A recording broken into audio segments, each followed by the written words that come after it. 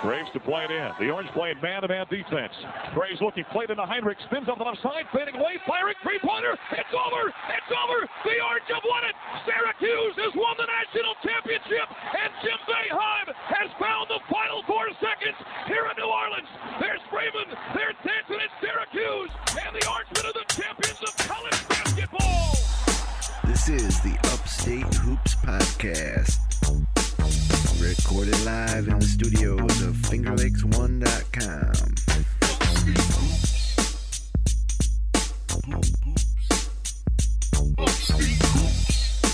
Let's tip it off.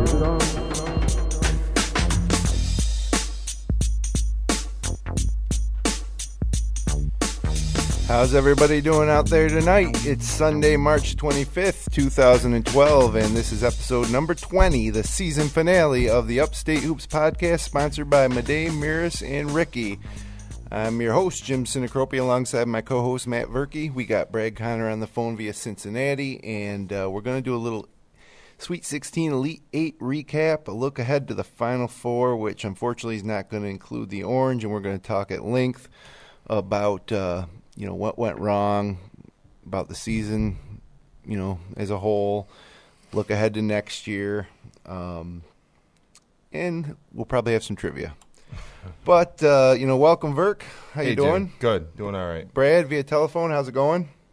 All right, guys. How are you? Been better. Today wasn't the most joyful of days, but you learn that if you're a fan of any college basketball team, you learn that to feel this way quite often, more often than not.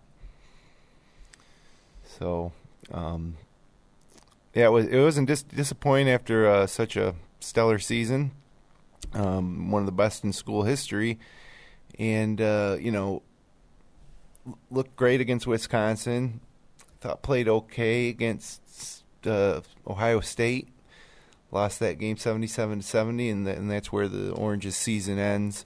And, first of all, I guess let's get your guys' overall impression of the loss on Saturday night in the Elite Eight to Ohio State. Go ahead, Verk. Yeah, I mean, it was a game, we were just talking about it, where, a lot of stuff that you see out there, especially from the Syracuse fans, about the refereeing and that Syracuse was never really allowed. The game really never got into a great rhythm. Syracuse didn't play one of their better games of the year, I didn't think. And, some of that had to do, there was a lot of fouls being called. It wasn't your typical, you got some big guys out there, and it seemed like there might have been some fouls they could have let go. But Syracuse never really got on track. They never really were able to get out and, create turnovers and get any fast break points. Nothing came easy for them all game. Senior Chris Joseph really had another poor game to continue his kind of a stretch he's had where he hasn't played that great. Dion wasn't the same Dion we've seen over the past, 4 or 5 games where he was able to get to the hole and finish. What was he? 2 for 8. Syracuse needs more from him, to get to the Final Four, and, he wants to be the man. And 20 minutes, he was hampered there with some foul trouble and stuff like that, but when Dion goes 2 for 8 and scores 9 points, Syracuse is going to have a tough time beating a very good Ohio State team. Yeah, Brad, how about your initial impressions before I weigh in? Yeah, I was a lot of what Verk said. I agree with. The biggest takeaway for me is I thought they were in real trouble at halftime, and I even sent a text to you guys on that one because it was with Sullinger playing only 6 minutes in the first half, and they come away tied in the first half. Knowing you were going to get Sullinger fresh starting the second half and with 3 fouls to give, I thought it was real trouble for Syracuse. They did not take advantage of a situation that was gifted to them in the first half. And, when you got 2 guys who are go-to guys who I thought were pressing. I thought they tried to do too much, like Verk said, but, I think they, didn't let the game come to them. I think they, realized, hey, this could be it for me. And so I think, it's the same thing you saw in the Big East tournament, really, with Scoop and Chris there as well. Is those guys realized this is probably the end. I need to get out and do something, and it just wasn't happening. We saw some good things. We saw, Brandon Trish, I think, stepped into what I hope is a leadership role for him. I think you saw a lot from him. Baikita, I thought, had a fantastic game given his limitations. Great rebounding night for him. The foul situation kind of took him out of the rhythm, but I'm not going to blame the referees at all on this one. There were a lot of execution problems, a lot of missed layups. Chris missing a wide open layup in the first half. I mean, that was pretty telling about his day right then and there. Yeah, I'm not going to blame the referees, but they didn't make it easy. I mean, how many games has Syracuse fouled out multiple players of this so far this season? And, I think it was 42 times Ohio State went to the line. And, the refs were kind of bad both ways, but it just seemed like missed call after missed call. And, a lot of nickel dimers. I mean, Rafferty was doing the game. He said nickel dimer, about 20 times. Not the type of game Syracuse normally would like to play that with that many fouls. Now, against Wisconsin, I said, if the refs called that Ohio State game the way that Wisconsin game was called, it would have been a great game, and, I think Syracuse might have even won that game. But, the main reason they lost, I think, is because their senior leader, Chris Joseph, was absent. He just didn't show up. I mean, I'd say that was one of his worst games, if not the worst game of the year. I don't know if they had a good scouting report on him, but he looked disinterested at times as he had the past few weeks. He had played 37 minutes. That's the other thing I don't get. He was obviously off, and Boeheim puts him in there for 37 minutes, while Sutherland, who was 2 for 4 from the field in 11 minutes with 1 or 2 from 3, and seemed to be playing with a lot more desire, I'd say, in a game this big. I thought maybe could have seen some more time. He did have some foul trouble too, but really I lay this one on Chris Joseph.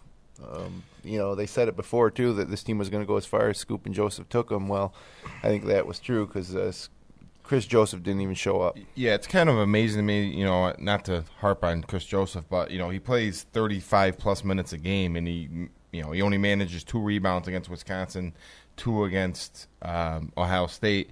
He just, and he was lackadaisical in the Wisconsin game. I thought there was a couple times he left some guys open in his area that it was his to cover.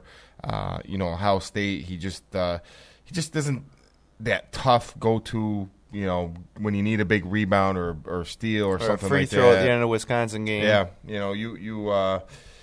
he just, he didn't seem himself, kind of. We've seen him play great this year at times, but, he struggled. And like I said before, Deion struggled. And in the Ohio State game, watching that Wisconsin game, C.J. Fair, the way he played, it was great. We were texting, he was back. And then he comes back against Ohio State. It's not that he played bad against Ohio State. He only shot the ball twice, which is really odd. 1 for 2. He just, I don't know if if Ohio State focused on him a little bit more, but he couldn't find any openings apparently. Made a lot of free throws though. Got to the line 6 times and made them all. Only 4 rebounds in 31 minutes. I guess there really wasn't a lot of rebounds to be had, really. Well, Keita was grabbing them all. Yeah. He had 10, I think. And, I necessarily don't want to harp on Chris Joseph because I never thought that he was that type of takeover game leader. I mean, he made a big shot against Georgetown. He made strides, but when the pressure really got on in New York City, well, he was sick in New York City too, I guess. He had the flu, but, we're here in this Elite Eight game, and even the last game against Wisconsin, he's projected to go in the NBA draft. Joseph? Yeah. I couldn't imagine anybody taking him in the first round if they watched the last 2 games he played in the tournament. Yeah, as far as talking about him at the next level, he, I don't think he's great at creating his own shot. He kind of, we always talk about how he over-penetrated a lot. He doesn't really have the in-between game. He's not a great knockdown 3-point shooter. He can do a little bit of everything, but nothing great. I don't know. I don't see him, when I watch Kentucky play and see their wings and their guard, I think that like a Michael Kidd-Gilchrist would just eat Chris Joseph for lunch. Well, Sillinger was abusing him when they attacked that side of the zone. Usually with Sillinger, especially in the second half when Sillinger didn't play much of the first half, but they attacked that side of the zone, and Sillinger just had his way with Joseph and left it to Keita, who picked up a few fouls but played fairly well. But a couple times I saw, Sillinger just moved Joseph out of the way. Yeah, and in this, it's hard to see Syracuse go down that way. It wasn't a great flow to the game, but Ohio State. I think they're in our power rankings just about all year. It's not like they lost. This was a preseason, top 2 or 3 team. They're obviously talented. They got a couple NBA players on their team. Aaron Craft's a great leader. And he's a great defender. I thought he gave Scoop a little bit of trouble at times also. But, you got to give Ohio State the credit and pick it up for next year, I guess. Yeah, Smith and Buford, although Buford didn't really shoot so well, he knocked down some free throws, and Smith knocked down some free throws. Ohio State made some big shots at the end of the shot clock when Syracuse would have a great defensive possession and then somebody'd make a shot. In the end, that was part of it too, is that they made more shots than Syracuse did. That nature, the big shots. But a lot of times we would be about to make a run, and Joseph would have a turnover, or it's I don't want to keep harping on Joseph, but I think if he came to play and scored 18 points and had 7-8 rebounds, would have been a different story. What about you, Brad? Talk about Chris Joseph. I felt like during most of the game, it felt like he was playing not to lose instead of playing to win, and it felt like as close as it was in the first half, and it was back and forth. It was a 2-point game either way, and then Ohio State started to pull away a little bit in the second half, and I almost thought it was a good thing because it almost felt like, all right, these guys need the kick in the pants to get on this run that we sort of always come to expect with these guys. That once they start to figure out, okay, we need to be aggressive and attack this thing. That's when they started to bust out a little bit, and you saw where there was a little looser flow to the offense and getting more guys involved. It seemed like there's a lot of one-on-one play that they're trying to break out of that a little bit in the second half. And I don't know if there was just a lot of tightness generally for the game. I think they just felt like it was us against the world maybe, and it was finally catching up with them. I don't know. Yeah. It's I kept waiting for a run, and I think whenever they're on the cusp of a run, either it happened a lot too when on defense, Syracuse would be on the cusp of a run, and they'd have a good defensive possession, and they'd call a foul on one of our guards for riding a guy, a little bit too much, or a lot of those nickel dimers. And they hurt momentum, and then a lot of times a Joseph turnover nullified it. It seems like the few nice plays that Joseph did make were followed by a terrible play. One stat I saw that I found was interesting, that the fast break points in the entire game, the stats was fast break points was 0-0. Not a single fast break point in the entire game, and that's Syracuse's bread and butter all season long. And it even felt like last night when a lot of times they would in the past they'd get runouts on a missed shot or on a missed free throw or on a turnover. Even when those opportunities presented themselves, they didn't really look to push it. They kind of took their time with it a little bit more than normal, I thought. They did miss a couple of layups on the fast break, so that would have changed it, obviously. Yeah, but Joseph missed one it of didn't those. feel like they were as aggressive on the runouts as they had been in the past. Like they were just worried that it wasn't going to work out for them, and so they just wanted to protect the possession. Yeah, right. That's probably the stat of the game. Syracuse, they're usually good for 12 to 20 points on fast breaks. They rely on those easy baskets, and the one time there when they got out and Joseph missed a layup, and then a couple minutes after that, Deon went back door, he missed a layup, and Christmas missed a layup. Yeah, and nice pass from there's 6 points right there, and then Boeheim gets a tee, and there's a couple more points for Ohio State. I felt like they should have been up 8 or 10, and I think Coach Boeheim really discussed that. In this postgame press conference, he thought, like Brad said, that they should have had a lead. Going into the half without Sullinger in there. Obviously you take Sullinger off that team, they're a whole different team, and Syracuse really didn't take advantage of the opportunity they had there. And you mentioned Waiters missing that layup. I mean, disappointing game from Deon. He tried to do what he normally does, and it just wasn't there. The layups weren't falling. He made some nice plays. This pull-up jumper he tried a couple times, didn't fall. he dribbled that one right out of bounds at the end of the game in a big possession. Yeah, him and Joseph, late turnovers. They had their chances, and it's disappointing to see how it all went down. And it's probably a game these guys and Coach Boeheim and Syracuse fans and Syracuse University will always remember that. I kind of feel like if I just felt like they should have won that game. I don't know what it was, but I felt they were going to win. Like most games this year, for most of the felt game, like they were going to win, and then they just didn't. Kind of similar to the way that Cincinnati game. Even though they were down big, you keep thinking they're going to win it. A lot of games they played this year were close heading down the stretch, 5, 6, 7 minutes, and they would always take care of it. But, part of being good in the NCAA tournament, we didn't even mention, Fab would have helped this game, but part of the winning in the NCAA tournament is, your teams evolve in the college basketball season. They got to get better. And Boeheim always says this, we got to get better. Even late in the season, we got to get better. And so when Syracuse may have been so dominant, in the middle part of the season, you take Fab Melo away and Joseph regresses, and Syracuse didn't get better. But, a team like Ohio State did get better. And, I'm willing to say that the better team won. Ohio State certainly deserves to go to the Final Four. Sure.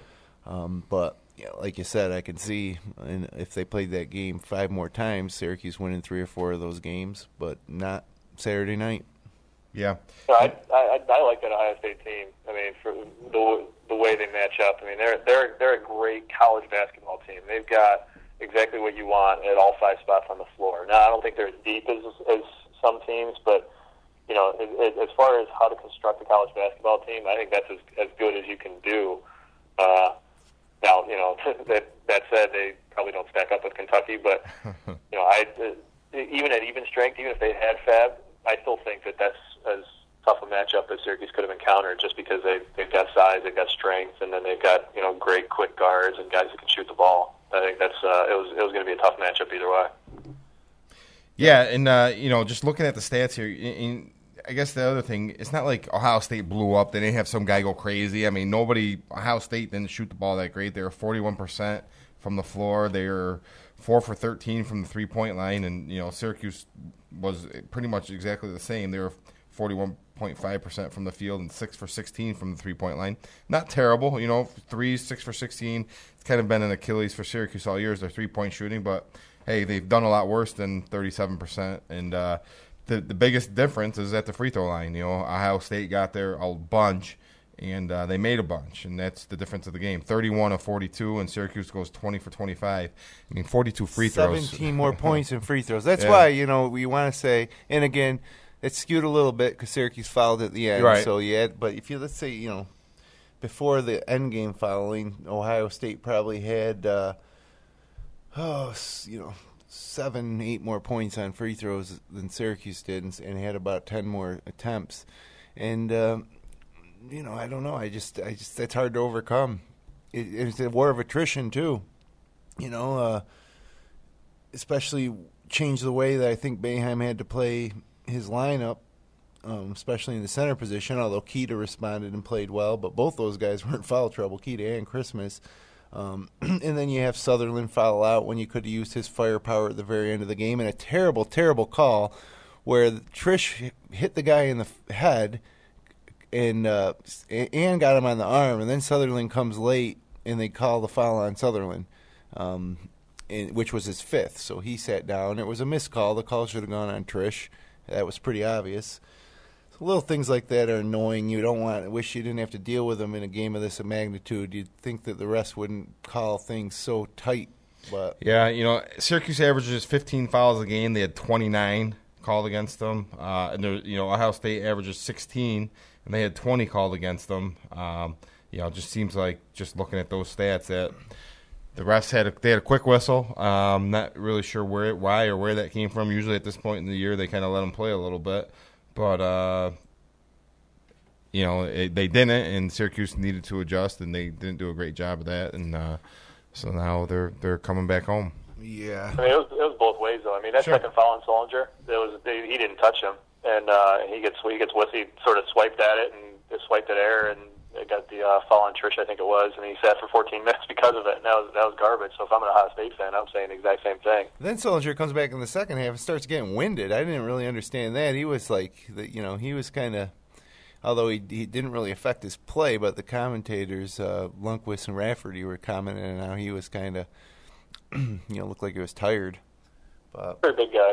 Yeah. I don't think you see 40 minutes out of him normally, but it certainly helped him coming out fresh in the second half. Sure.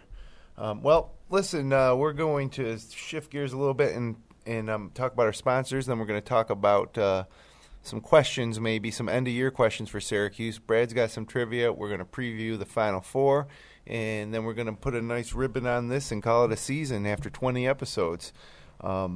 20 episodes sponsored by Midday, Maris and Ricky, attorneys at law. They're in the Bank of America building in downtown Seneca Falls. We've talked about them all year. If you've had an injury and you feel you deserve compensation, whether it's an automobile accident, construction accident, medical malpractice, personal injury type of situation, give them a call at 315-568-5861 for a no-fee, no-obligation phone consultation. We really appreciate Steve and Mike.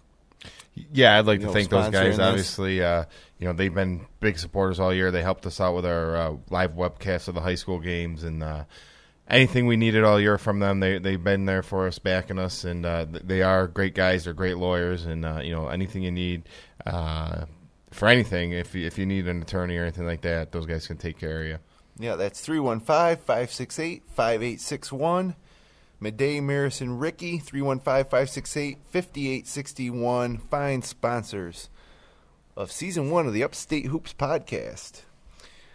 Okay, guys. I would say just, Syracuse obviously had a great season. What was their final record? 33-3? Yeah. Something around there. 4-3. 34-3? I mean, great year. We covered every single game that they played this year. Really, I mean, obviously they probably came up a game short of their ultimate goal to get to New Orleans, but they played, the season they had with the Bernie fine and, the fab stuff and the marijuana, and they had a great year, and, they should be commended for that. I know it's tough to swallow that last loss and not reach that ultimate goal. Obviously, I'm going to be in New Orleans. I was really, really hoping to see them next week, but that's not going to happen. But, I think the future of Syracuse basketball is going to be, I think next year they're going to have a great team. I'm really looking forward to Michael Carter-Williams taking over that team and running the point position, and looking forward to next year already. Yeah. Some questions. Number one, Fab Mello probably gone, right, guys? Probably gone. Yeah, Fab Mello gone. What about Dion Waiters? You think he's going to be back for his junior year? No. I'm going to say no, too, but I think there's a chance there, but I'm pretty much thinking no. If you tell a kid he's first round. Yeah, I guess, he's projected around 25, somewhere in there. I don't know what they're saying too much about Fab. 15 to 25 is what I looked it up for today. Fab? No, for Dion. For Dion. Yeah, I think Fab's not coming back either way, just because he may not be academically, able to come back. Yeah, I don't know if there's going to be suspensions involved, if he's got to sit out games, or what the deal is going to be. That's But Dion projected 15 to 25. So when Dion looks at that, he thinks he's going to go like 13th. Yeah, and he could improve that if he gets into some of these pre-camps, and I guess I would hope if he does do it that he doesn't hire an agent and he tests the waters, and and he can get into these camps and play, and if he's dominating, then by all means go and make a living. But come back next year Dion, and then be a top 7 pick. Yeah, maybe. There's a lot he can work on. If I'm him, I'm thinking. I'm sure, life in college is great. Obviously, you don't have the money you'd have in the NBA, but, the NBA is a business. I see a lot of these guys, Johnny Flynn, and, I'd like to, I guess financially, those guys have all made out, but you always want to know, are you happy you left when you did? Johnny was a 6th pick in the draft, so it all worked out for him. I think when you're that high. I guess it's different if you're the 20th pick, maybe, is when you can move up to a lottery pick or whatever, but, Dion never really got to be the main. I mean, he got to be. He only got, what did he average, 20 minutes a game this year? We got his final stats here. Never started a game. Right. Oh, no, that's not. Doesn't he have minutes? No, game points per game. No, I don't see his minutes, but he probably averaged 20 minutes a game. Yeah, so. Early on, there's games where he didn't play a whole lot. You come back, you're going to have Syracuse is going to be good again next year. Do you come back and try to lead that team to a Final Four, or do you leave and take the money? I guess history says he takes the money. Any first round money, they're usually gone. I hope I'm wrong though. I'd like to see Deion come back. Yeah, I know. I mean, usually they say how many lottery picks are there now? I think there's like 13 lottery picks, so there's a lot in there. Fab, it's obviously we'd love to see him come back, but things don't seem to be leaning that way for him. And I don't think he's ready for the NBA. He had a great year. He improved a ton, but he's slow. You watch an NBA game, watch how fast some of those bigs get up and down the court. Yeah. And if he's got a guard, like sometimes you got like a David Lee or somebody like that playing power forward, playing center. Fab's those guys are going to fly by him right now. He's also not able to score enough. No. A low post offense. Zero. So he could improve, but I don't think that he'll be back for other reasons. But I look, if you coming into this year, we didn't think Fab was going to do anything anyway because he sucked as a freshman for the most part. I mean, he did. He was terrible. So if Christmas can can improve half as Christmas had a better freshman year than Fab did. So if Christmas can come along and he's got all the physical ability, he might have more potential than Fab down the road, and if he can Christmas improve. Really showed what he could Keita, do in this tournament. To me, Keita came out of nowhere. Keita was terrible all year. I thought he took a step backwards this year. Without a doubt. He played pretty good in those 2 games. Stepped up when we needed him, man. I mean, that's a big bright spot by Musa Keita, or as Rafferty calls him, by Keita. He says it in a weird way, but he was able to finally grab the ball and hold on to it, and he could catch and finish a lot in the tournament. Never questioned his hustle. He was had a little more restraint on defense, though, as opposed to how he was playing earlier in the year too. One thing, every time somebody throws a shot fake at most of Syracuse guys, they jumped in the air. I did notice that from the Wisconsin and Ohio State games, but. Yeah, I mean, Keita played great. He hustled. He actually, he caught the ball and he scored a couple times. And, Christmas played good. He didn't get a whole lot of time the last 2 games. But, in the first 2 games of the tournament, he played really well. He played good against Kansas State.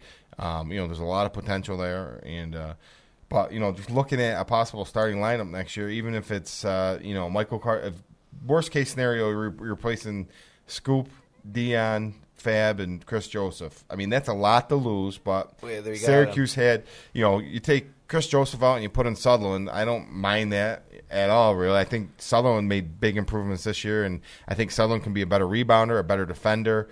He doesn't put the ball. Better shooter. Yeah, he's a better shooter. He just doesn't put the ball on the floor like Chris does. But Chris didn't do a whole he didn't do much. I like anyway. it when he put the ball on the floor. So I think that's a wash. C.J. Fair is going to be the small forward, and he's only going to get better. He made great strides this year. The center position is pretty much set, and then in the backcourt you got Michael Carter-Williams and Trish with a Trevor Cooney coming off the bench. I mean, they're just as good. And then you got Deshaun Coleman, and the Grant kid, Jeremy Grant, and possibly Nerlens Noel. Yeah. Which so now all of a sudden we're in the same situation we were this year. Too much talent to play them all. Right.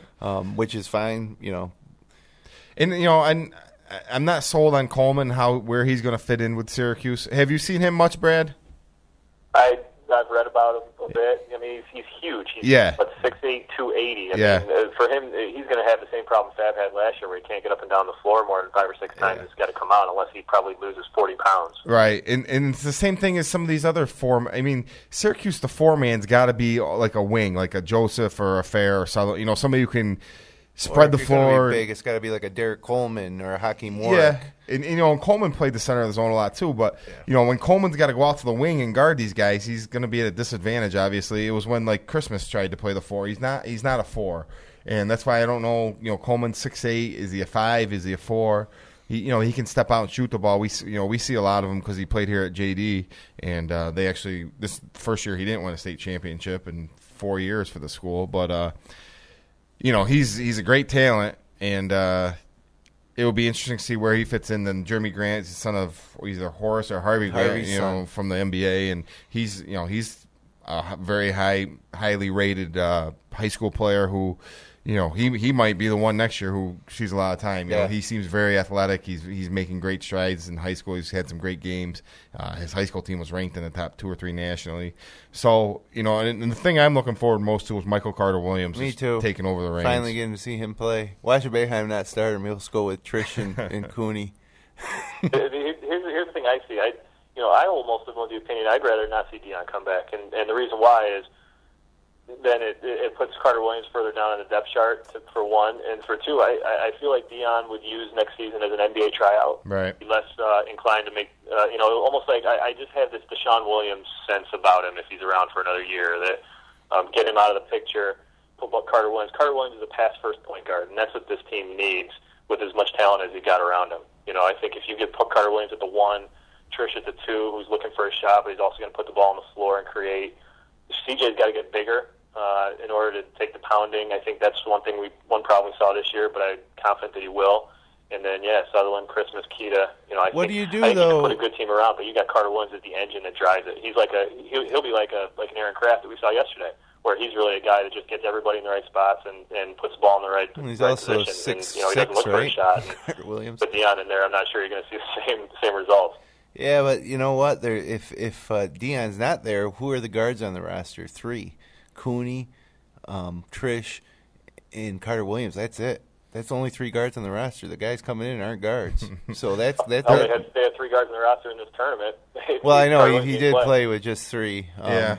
And that's maybe they'll pick up somebody late or something if Deion declares. I don't know if there's anybody good still out there who's undecided, but I hear what you're saying, Brad. But I want Deion back. And the other thing is that I look at next year's team is that knockdown shooter that I haven't seen much of Cooney, but he's supposedly the greatest.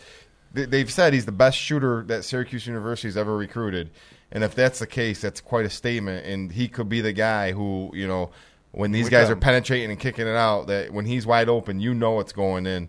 And that's what one thing this team really lacked was just that an Andy Routens type shooter to really relieve some of that pressure.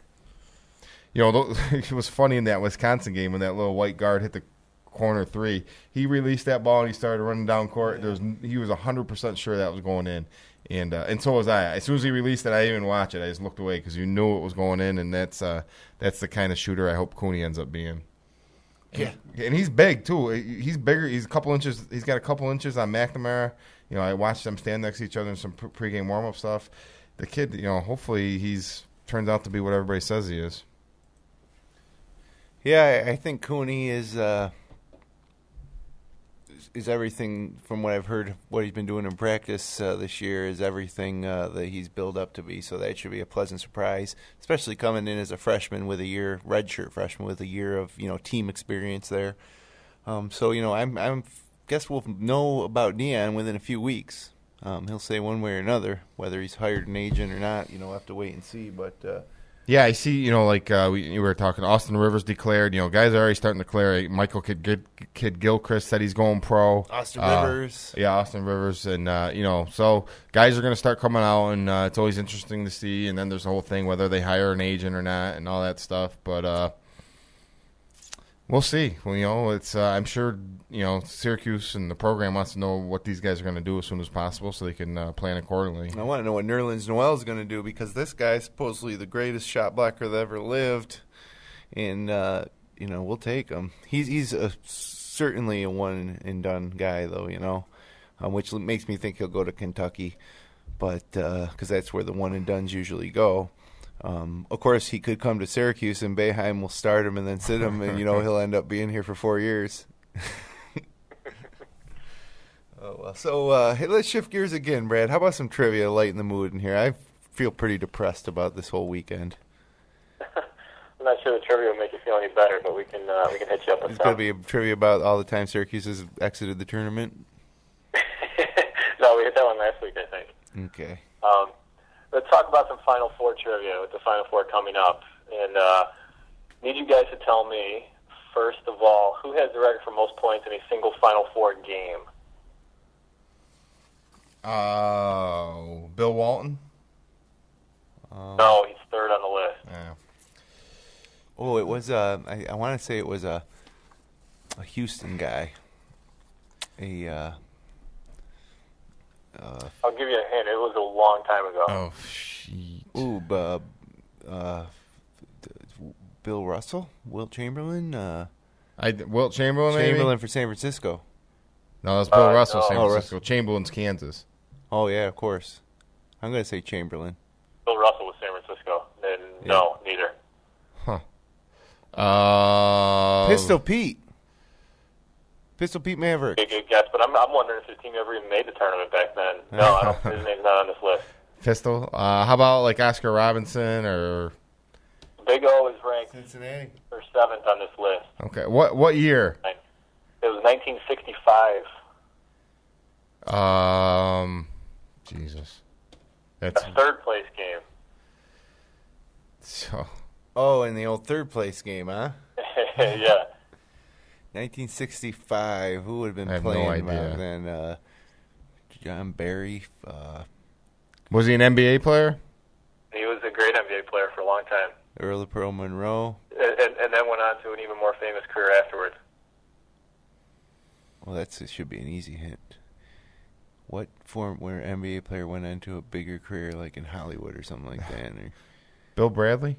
Yeah, that's right. Good one. I like that guess. Yeah, Bill Bradley, It was? 58 points. Nice. Princeton against Wichita State, 1965. 68? Wow. Without a three-point line, 58. But this one, 58. most points by a freshman in the Final Four game. Well, freshmen weren't eligible until when? In the 70s, 70s. right? 70s, yeah. This one I have a feeling is going to be a little more recent. Maybe Stephon Marbury. Oh, most points by a freshman. In a Final Four. This makes for good radio. I think we got to give us a hint, Brad. A lot of dead air. Happened in 1979. Magic Johnson. No. Larry Bird. No. Who else was involved in that? It was for a school that's currently in the Big East. Oh, DePaul. It was a DePaul great. Who was great for you? Was it Mark Aguirre? That's too early. It was Mark Aguirre. Mark Aguirre. Call. Nice. How many?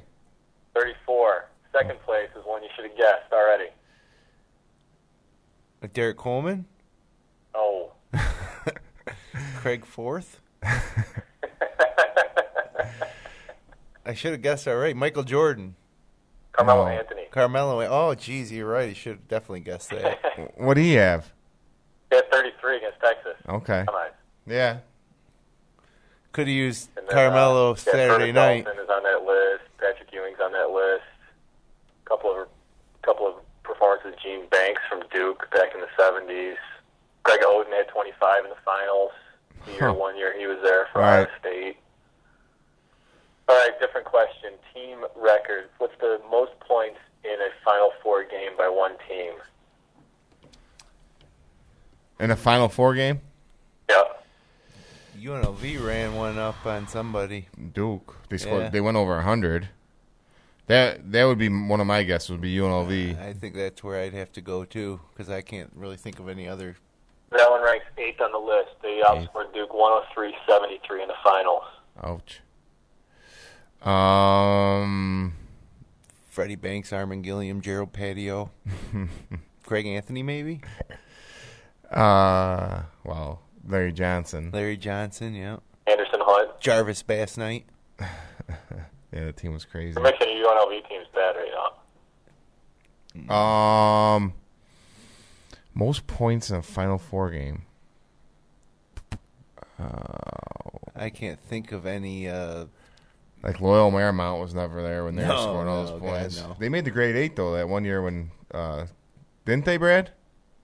Yeah, they did. That year they lost. They lost to Michigan, I think, in Yeah. '89 when Michigan won the championship. Yeah, when the year Hank Gathers died because they went on a crazy run. Yeah, I think so. Jeez, I bet you UCLA took it to somebody at some point during that stretch. I'm going to say UCLA. UCLA second and third. You'll never get this. St. Joe's beat Utah 127-120 in 1961. Jesus, was that an overtime game? Yeah, 4 overtimes. Okay. Wow. No, I never would have got But that. regulation was Princeton 118, probably that same game that Bill Bradley had 58. Right. Good questions. These Yeah, ones are tough- pretty. tough These ones are going tough. back. Most points in a championship game. Combined? For Or one individual player. By one individual. Oh, one individual player. Oh, jeez. How many did Isaiah Thomas have when Indiana won it? Or I mean, Bill Walton pops in my head again. I know he was shot didn't he shoot 15 for 16 or something in the game? But I don't. I think. Man. yeah, I'm trying They to. might as well just go. I'll cut you off. You're right. Bill Walton hit 44 in Okay. the finals in 73. He went 21 for 22 from the field. Jeez. That's unbelievable. Ridiculous. 21 of 22 against Memphis. If Baikita went 21 for 22, we would have been okay Saturday night. Yeah. Most three-point field goals in a championship game. Jerry McNamara, Incorrect. 2003 against Kansas. No, I'm going to say it's correct. Jerry Just McNamara- 'cause I want it to As far be. as you know, it's correct. It was, I think he did have it, then somebody beat him. Am I right there? No, you should remember the numbers 1A and 1C. Oh, great. So it's probably, wasn't Steve Alford, was it? Yeah, it Yeah. was Steve Alford. So, Yeah. Steve Alford had one. He was one of the guys. Three guys tied for the most at 7 three-pointers in one game. Steve Alford was one. He was the first guy. Somebody on from the first year three-point line. Somebody from Kentucky in '96. Tony Delk? Tony Delk is another against Syracuse in '96. How about Anderson Hunt? No, Bobby Hurley. not a bad guess, but no. Bobby Hurley?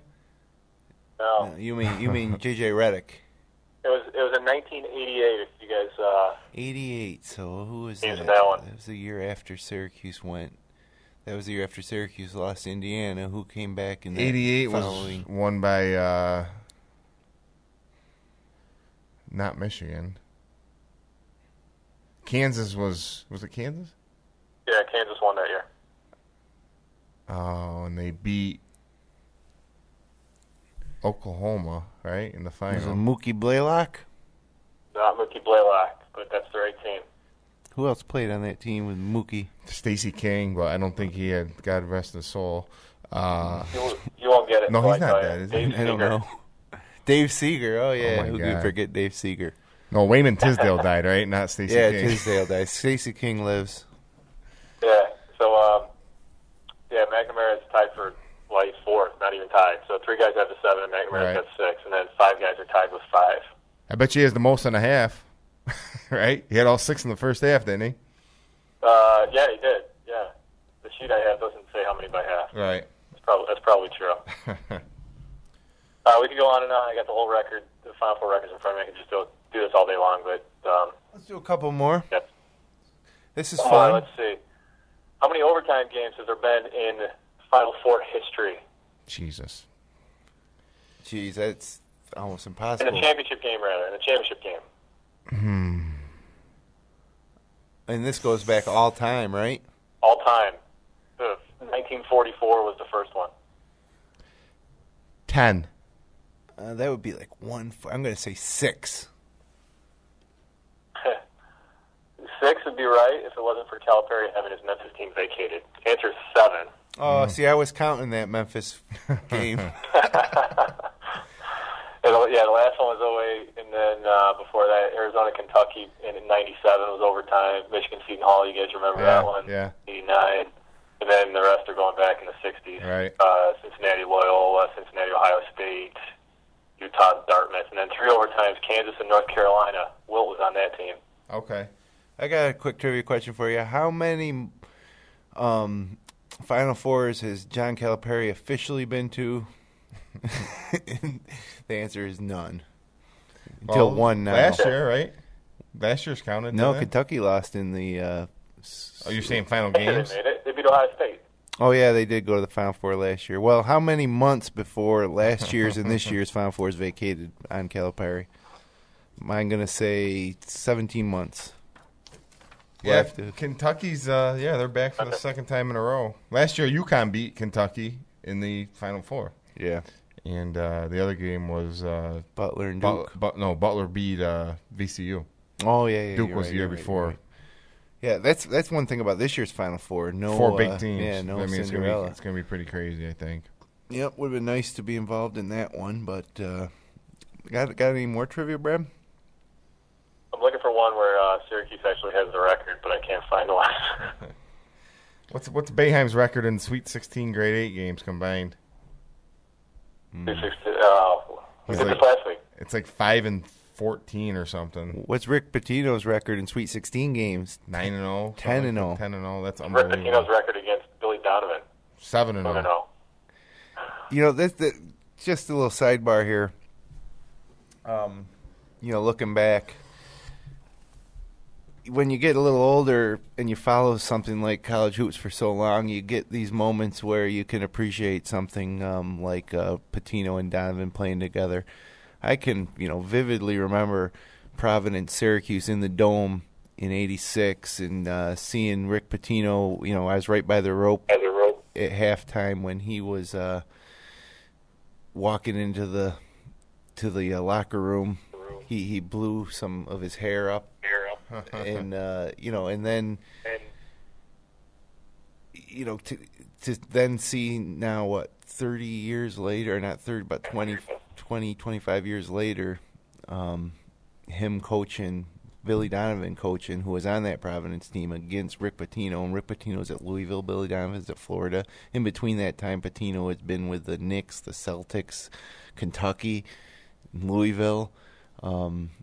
It's a lot of history behind it. I really appreciated that matchup between those two. He's taken a team to the Final Four in 4 decades now.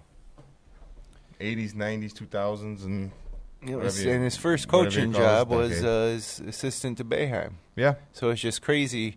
As time goes by and you follow something like this, all the and that game, that game yesterday was crazy because with about 5 minutes ago, I went up to jump in the shower and Florida was in control of the game. I think they were up 9-10 points. I got out and I came downstairs like, holy moly! It was a 1-point game with a minute and a half to go. Yeah, I don't know how Louisville does it, honestly. I don't. I always think they're going to lose. They find a way to win. And there's an example of what we were talking about earlier: a team just getting better and better as the year goes on, and finally peaking at the right time.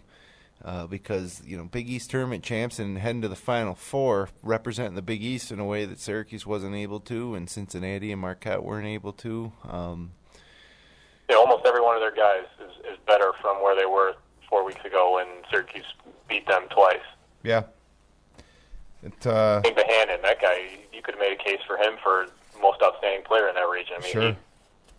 And that was a game. Siva picks up his 4th foul early and fouls out, and they still managed to win.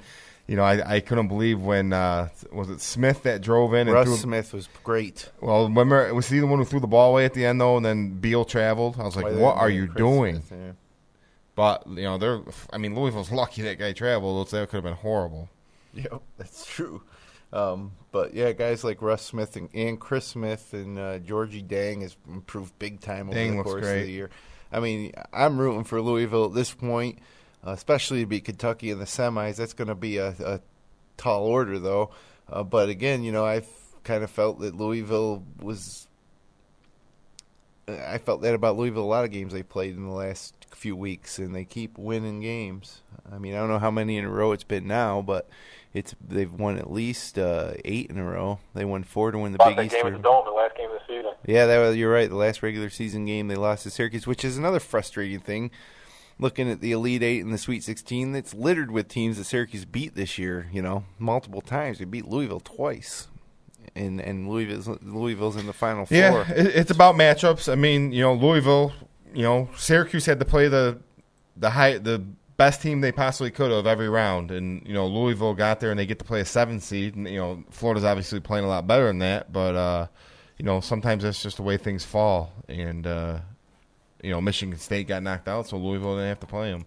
And would have been nice if Ohio State got beat earlier too, and we got to play somebody else. But that's how it went. Did you catch the? The other side of the coin is: would you like to see Syracuse play in a championship game and lose by 25 to Kentucky? Because that could have happened. Yeah. I would have liked to see the matchup, just see how it goes. But did you watch Kentucky today, Brad? I watched a bit of it. I saw all I needed to see in the first 5 or 6 minutes. I was kind of excited, in the first 3 minutes there, Baylor goes up 10-5, and then next thing you know, it was like 25-10. 16-0 run. Yeah, 16-0 run, and the game's pretty much over from there. Baylor fought hard the whole game. They got it down to 10, I think, or 9 in the second half. But Kentucky just is so good. I mean, they really are. I still don't have them winning it, though. I just, I want to see them get tested down the stretch of a close game, and I think that's where, whether it's against Louisville or, if they've happened to advance to the final and it's against Ohio State or Kansas, I'd like to see somebody take them down the last 5 minutes in a close game, and that's where I think you're going to find their weakness, the experience and how to deal with a situation like that. But, time will tell. It's one of the reasons to keep on watching this thing next weekend, even though the Cuse is out of it. Find it really, really hard to watch the games today. I didn't watch much of the Kentucky game. I watched the last 10 minutes of the Carolina-Kansas game. I was flipping to it back and forth as I was doing stuff today, and it's tough to watch. So fresh after the Syracuse loss. But I like... The thing to me that's so impressive about Kentucky is their defense. They play hard, they alter shots, and, they typically don't get into much foul trouble. I know today they got into a little bit, but, those guys really play defense, and they're just so long. They got several NBA players on that team, and they share the ball, and they got guys, they do that dribble drive, and, Kid Gilchrist looks incredible to me. They just look like they're head and shoulders. They're going to be a 10-point favorite against Louisville, I would guess. At least.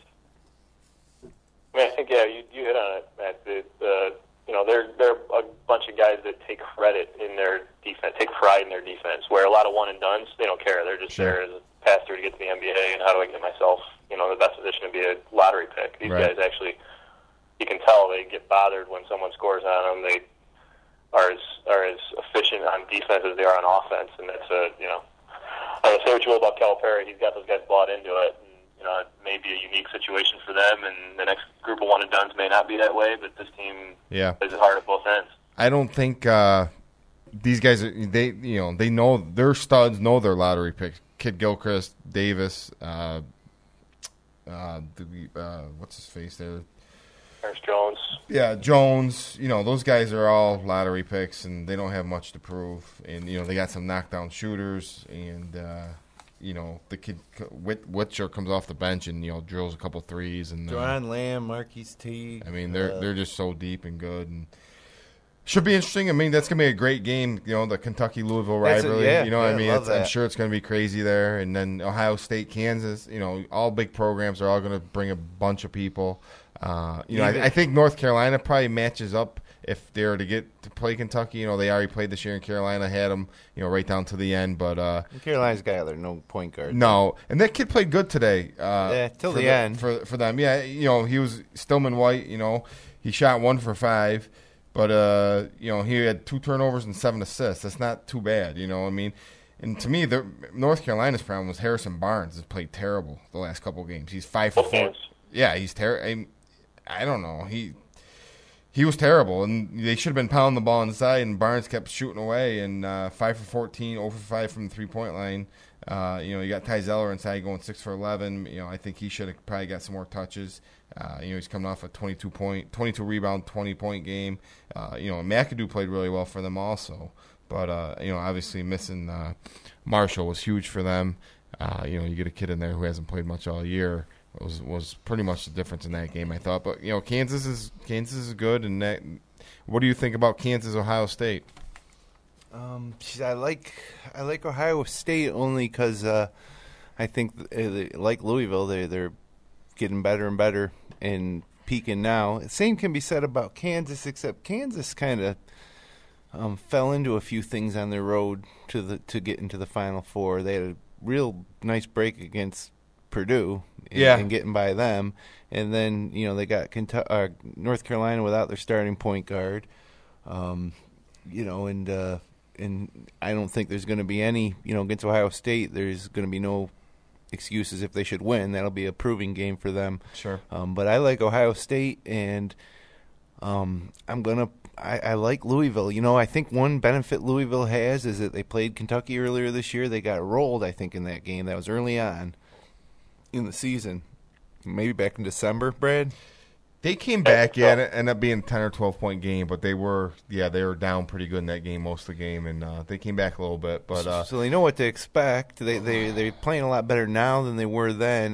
Like I say, I think the key is to getting Kentucky towards the end of the game in a close game. So I'm going to ride that Louisville Cardinal wave right now. They seem to keep getting it done. I'm going to go with Louisville, Ohio State in the finals, and I think Ohio State's going to win that game. Like, again, of the four teams, I think Kentucky's playing and Louisville are both playing really well, and I think Ohio State's playing obviously really well, and I think in the end experience wins over talent. Ohio State's got a ton of experience and talent. Guys like. Oh, geez.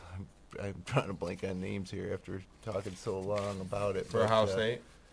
Yeah, the Deshaun Thomas. He had 14 points against Syracuse. He was averaging 25 in the tournament so far. He played all 40 minutes. I thought Syracuse did a nice job on him. He was 6 for 14 shooting. But, there's a guy that, between Sullinger, Thomas, Kraft, Smith, and Buford, that's a lot of guns to call upon. As much as I'd like to see Louisville win this for the Big East, I think that you got Ohio State winning the national championship. One good thing is there's no chance of any ACC team winning it. I like Kansas to beat Ohio State. Just looking at this, I don't know, no particular reason why I think it's gonna be close, but. I don't think Kansas has played to their potential really yet. Robinson really didn't have a great game today. So that's, Sullinger and Robinson will be a great matchup. And I still got Kentucky winning the whole thing. And I don't think they're going to be challenged. I think they're going to win both games by 10 points or more. Yeah. Who you got, Brad? Completely, Bert. I agree completely with you. I think, Kentucky's going to run through this thing. On the other side, I think Kansas has a little bit more firepower than Ohio State does. I think they've got a better guard in Tyshawn Taylor. I think he can do a lot of what Scoop and Trish to a different extent were doing yesterday against Aaron Kraft, getting into the lane. They're going to have beat him on the dribble, I think, a little bit more. And you've got Robinson. Whiffy played a great game today. I think he continues that into the finals. But I still don't think they've got enough to match up with Kentucky. Well, we'll know this time. Or actually, we won't. It'll be Monday night of next week. But, as I said before, this is our last show for the year. We started this back in November. We went 20 episodes every week. We talked a lot of, got into the Section 5 high school scene, and then we always brought Brad on to talk about Syracuse and the Big East. And, next year we'll be back. We'll might tweak the format. We might do 2 separate shows next year, a high school and a Syracuse college show. Actually, we'd love to hear what you think about it. If you want to email us at upstatehoops@fingerlakes1.com. upstatehoops@fingerlakes1.com. Let us know what you thought of the show this year and what you'd like to see change for next year. We certainly want to expand our coverage of Section 5. We want to continue to cover the Orange. Traffic-wise, guys, this year, this was probably over the course of the last 4 or 5 months one of the top 2, of the 8 or so shows that are on fingerlakes1.com. This one got a lot of views, good viewership, so that's an encouraging sign. Yeah, I think it, going into this, not really knowing what to expect, I think it went pretty good. Kind of just showed up here the first night and talked about basketball, and having Brad on has been great. And I think the high school coverage is a big thing, as well as covering Syracuse and college basketball in general. Getting some kids up here in the studio was great. And we'll be looking to do some more live webcasts of some high school games, and I think that was a big hit for fans and families of the high school teams, and we look to expand upon that. And it's been fun. It's been different, and paid a lot more attention to college basketball and high school basketball this year than I have in years. So it definitely made me look at things and think about things, and never really done a podcast before. Obviously, to prepare a little bit every week, and it was fun being able to talk to you, Verk, and Brad every week about the stuff that we love. How about you, Brad? What are your impressions of the first season of the Upstate Hoops Pod? This has been great. Yeah,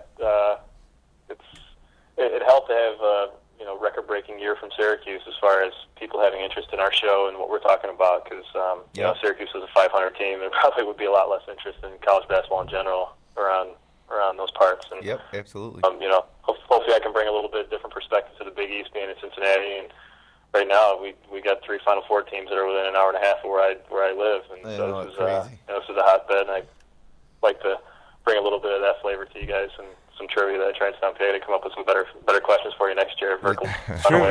Trivia was always a lot of fun. We'll definitely be continuing that, which a lot of people don't know. That harkens back to high school basketball days when Brad would always have the trivia, and they call it Connor's Corner on the bus, and great trivia. I would answer the trivia, though. I wouldn't be the one asking. Oh, who was doing the asking? Chris Frotto.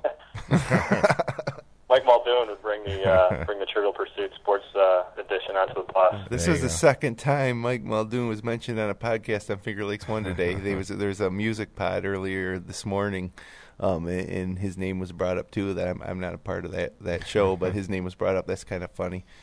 Be sure to tag him. I'll have to shoot him a line, let him know we dropped his name a few times.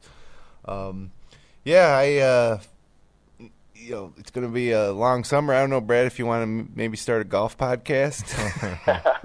We can talk about Tiger Woods winning today. Sure. Brad, you coming to town anytime this summer or anything? I'll be up this summer for a weekend, at least. Okay. Let us know. We'll maybe do a celebrity podcast in July or something. There we go. Special guest. You got to come up for the staff photo, the Finger Lakes One staff photo sometime. Nice. If you did enjoy listening to this show throughout the season, I'd encourage you to hook up with us on Twitter. It's twitter.com/Upstate Hoops. Facebook, we got a Facebook page. Just search for Upstate Hoops Podcast on Facebook. You can go right to our homepage at podcast.fingerlakes1.com/Upstate Hoops and subscribe to our RSS feed or subscribe to us on iTunes. We're on Stitcher.com on your mobile device if you want to hook up with us there. You make that connection, then next October when we come back, we're going to be right there for you. You'll probably forget about us over the summer, but if you hook up with us on one of those outlets, then you'll be sure to know when we come back. And then, of course, you can always check the front page at fingerlakes1.com for any announcements about the upcoming shows. Once again, guys, had a lot of fun this winter. Can't wait to do it next year. We'll start with high hopes for the Cuse in October, and we'll see how long we can ride them next year. Overall, I think it was a solid year for Syracuse. No doubt. Just short of where we hoped they'd be, but, man, what an exciting season. 34 more wins for Jim Boeheim, and, I couldn't ask for much better other than maybe one more win. But hopefully next year. Where's the Final Four next year, guys? Georgia. Yeah, so maybe we'll be heading down to Hotland next year. See the Cuse led by Rookie of the Year Jeremy Grant. Well, hopefully Syracuse isn't a number 1 seed next year because they don't seem to do well. Somebody gets hurt. Seed, so that's the one thing about this. I know we don't want to blame it on Melo, but come on, man. The last 2 times we're number 1 seed, we lose our starting center right before the tournament. Yeah, you're right. Maybe it's bad luck though. Being that number 1 seed. It was for Michigan State, North Carolina this year, I suppose. But what are you gonna do? Them's the breaks. All right. Any parting shots for the year, Brad? Guys, thanks for having me on. It's been a blast. And Verk, enjoy New Orleans. Yeah, I will, definitely. We'll be in touch. Let me know when you're in town, and we'll be back here probably early next November, I guess, to start this back up again. And any parting shots from you, Verk, before we head out? No, it's been fun. I like catching up with Brad again and talking hoops and, doing what we used to do, and it's been great, and we look forward to next year. Okay, guys. Well, to all our listeners, thanks for a great season of the Upstate Hoops podcast. Have a great summer. Enjoy the Final Four next weekend, and we'll see you in the autumn.